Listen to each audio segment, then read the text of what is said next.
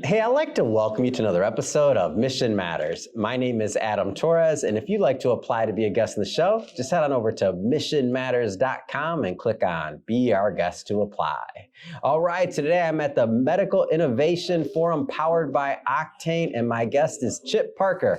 Chip, welcome to the show. Well, thank you. I appreciate that, Adam. And yeah, here we are. Octane is setting the bar again. Yeah, just love being here. Now you, Chip, I mean, you predate even Octane and some of the other things with one of the initiatives that you founded. Maybe can you talk a little bit about that? Yeah, sure. Thank you. It's it started off by being a kind of a frustrated serial entrepreneur.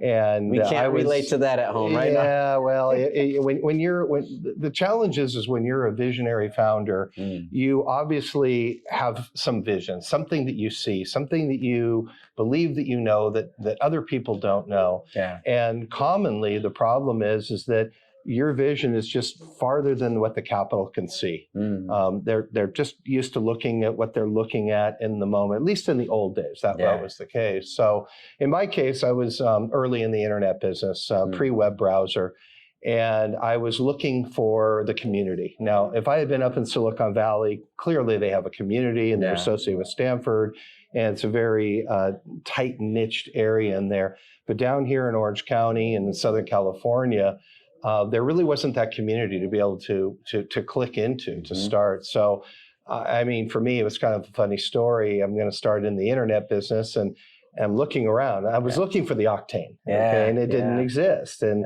there was an organization called the Orange County Business Council. And I went over to the Orange County Business Council. I said, "Oh, I'm an entrepreneur. I want to start this tech company, and this is going to be a great area to do it." This was in 1990, 91, 92, 93. That's Web awesome. browser was 95. Yep. I'm just trying to get the tech stack in my head. I mean, there was buildings around, but there just wasn't the ecosystem. I understand. And so I met with the Business Council, and they're awesome, and they're great. And they're still a big leader in the community. But they said, well, but we're all real estate. You know, we're founded by real estate guys, and our initiatives are real estate and legislation issues with real estate. Yeah. We don't have something like that. I said, well, okay, well, where is it? Who is it? And they're like, it's not here. It doesn't exist. We have one guy in the back that talks like you. Go talk to him. It was that kind of story. And that was just the early days of being in the internet business. And going through that, I went through the pain point of not having the community to be able to plug into. So as I exited that, I came up with the idea of branding the region under the name Tech Coast, like a Silicon Valley, from Santa Barbara to San Diego, and create an ecosystem.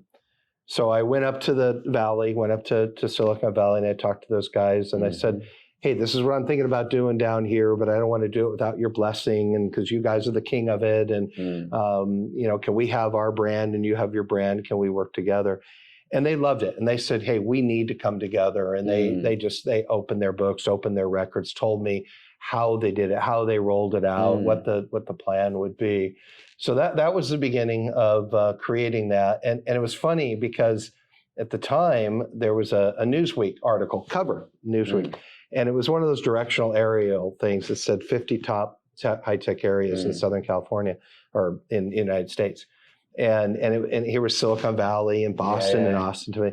But there was nothing for Southern California. It didn't rank. Yeah. And I told everybody, I said, this is the problem. As startup entrepreneurs, what are you going to do? Where is the community? And I grew up down here on Balboa Island, and I really didn't want to move to the Bay Area. So that was the beginning of that, and putting it together and tying it back to Octane, which is just phenomenal because I remember when we first started this whole thing, it was very difficult to get anybody on stage. And at the last Octane event, here I saw the Business Council and UCI and Bill Carpool with Octane. And I'm like, that is the secret sauce. This is how you're doing it. You're coming together with that collaborative environment in the community. So here we are, it's 20 years later, and Octane did it. I mean, they're kind of the lightning rod in the region for pulling people together with, signature events and membership and connecting and all the things that Bill and Janelle and Mike are doing over there. That is the secret sauce that I had been talking about all along. And it's just amazing. And I've done a number of deals along the way, so I've been kind of busy as an entrepreneur. But just to see it come together and the impact and then the consistent, because many other people have tried it. For sure. But they have been in tried and true.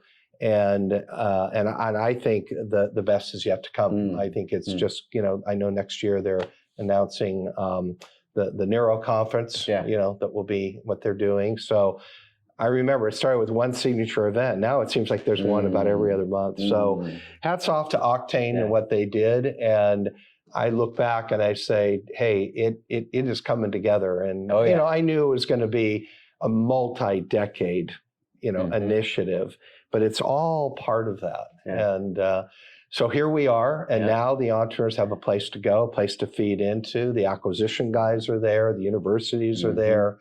But I'm telling you, 20 years ago, well, Octane's been around 20 years, 25 years ago, it literally did not exist.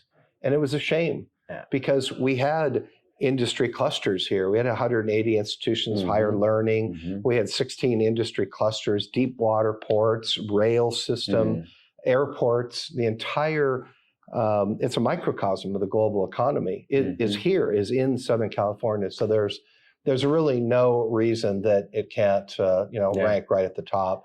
And now you look at the numbers and you got Bay Area and Boston and Southern California and San Diego, or that's 1, 2, and 3 now. So anyways, here we are. I want you to answer this from two different points of view. So the investor or the acquirer, and then also from the entrepreneur, the person with a company looking for capital. Why should both of those groups be here? Well, there's really 3 questions in there. You've got the investor, and you have to look at the buckets of investors. The thing that most people don't understand is that less than 1% of all deals are, quote, venture capital backed. So what do you do with the other 99% that are out there? Now, often they are entrepreneurs that are just misunderstood, or they're an engineer that's really good at their craft, but they're not a good salesperson, and they just can't quite communicate it. So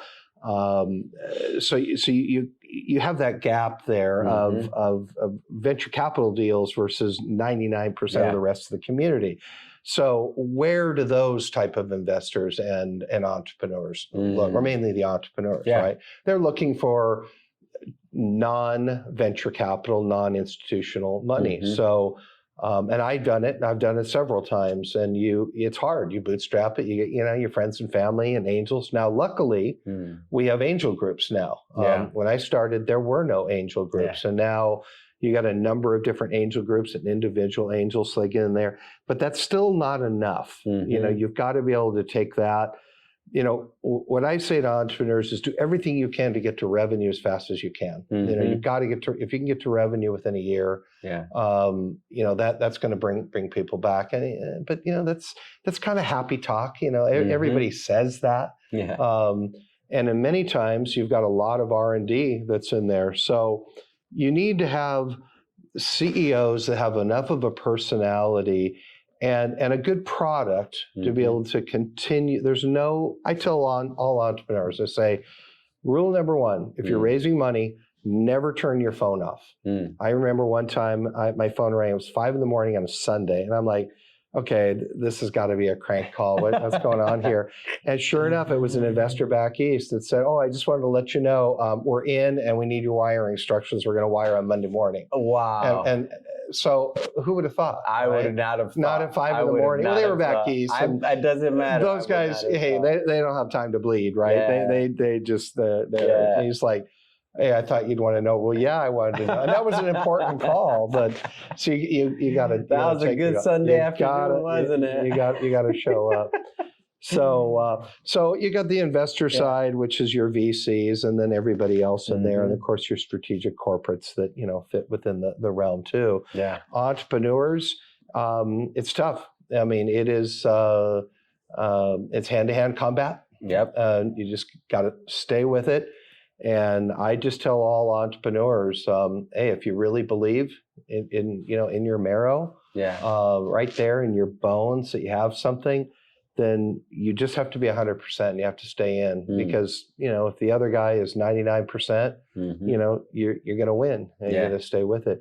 But at the same time, you also have to know that you do have something that, because a lot of folks are very passionate about their idea, their innovation, but they may not know, is there really a market there? But that's the beauty of what's going on at Octane out here on the floor. Yeah. You got so many different people and advisors and helper. I mean, shoot, Octane throws the house at you and they're not even charging anything for it. For the most part, you have membership fees and things like that, but they're not a big pay to play type of organization. And that's part of the commitment to to the ecosystem. So I don't know. There were 3 questions in there somewhere, and you get me rambling. No, that was the question, because one of my goals is why I'm doing this coverage is because I've seen what a great service they're doing to the entrepreneurial community. Like I see it. I see people leaning in. I see the value people are getting. Like deals are getting done. People are making real connections. And I travel the country and part of the world, not all the world, but doing conferences like this, and there's different energies, there's different environments, there's different conversations happening at the lunches and things like that. And there's people looking at their clock when they're ready to go home, and then there's people that are like leaning in and they're like, wow, the day is gone. How did that happen? This is one of the places where you blink and the day is gone, it's because it's for good reasons. Nobody's looking at their clock. Like everybody's trying to maximize their minutes, they're maximizing their opportunities, and there's just different energy. So that's one of the things that keeps me coming back. This is my 2nd conference covering it, and I'm sure we're going to be doing some more. Yeah, so they definitely do the best job in town by far. Yeah, I mean, over 4 decades now, I've seen a lot of people try. Yeah. But Octane has really made that mark. But I'll tell you a funny story. You talk about the end of the day. I still do, but I can't today. But I always say to myself, absolutely stay to the end, stay to the end. And I've just made that my rule. Get there on time and stay to the end, because you never know who you're going to meet. And for some reason, it always happens to me that I'll be walking out and the very last person I meet was the best contact, of the meeting. Yeah. And I remember one time I was at an Octane event, and it was a 2-day event. And by 4 o'clock, I was pretty fatigued. And I found myself walking to the car, and I got halfway to the car and I'm like, I can't do this. It's another hour. I got to go back.